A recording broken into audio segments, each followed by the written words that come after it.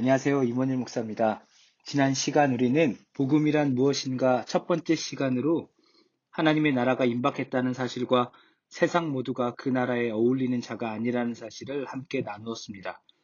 오늘은 복음에 대해 함께 나누는 두 번째 시간으로 하나님의 나라와 어울리지 않는 우리의 모습에 대해 말씀을 통해 함께 살펴보았습니다. 예레미야는 남유다의 심판에 대해 선포하면서 그들이 범한 두 가지 악에 대해 말씀했는데, 하나는 생수의 근원이 되시는 하나님을 떠났다는 것이고, 다른 하나는 스스로 웅덩이를 팠다는 것입니다.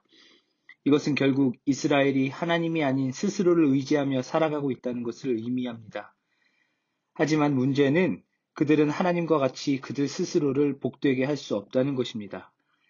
예레미야는 그들이 판 웅덩이는 터진 웅덩이여서 물을 담아 놓을 수 없다고 합니다. 결국 그들의 방법과 수고는 그들 스스로에게 아무런 유익도 가져다 주지 못한다는 것입니다.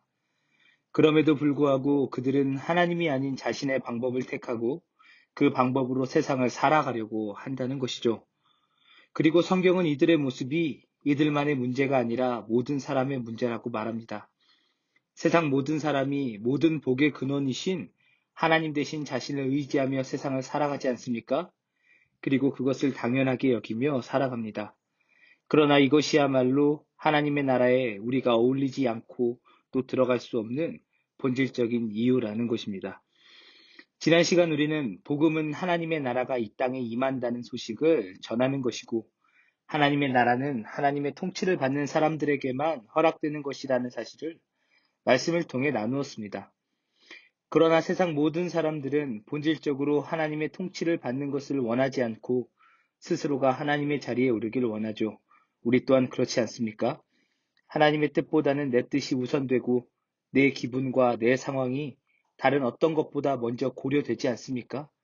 과연 우리의 주인은 누구입니까? 우리의 주인이 우리 자신이라면 우리의 행동이, 우리의 고백이 어떻든지 우리는 하나님의 나라에 어울리지 않고 그 나라에 들어갈 수 없는 것입니다.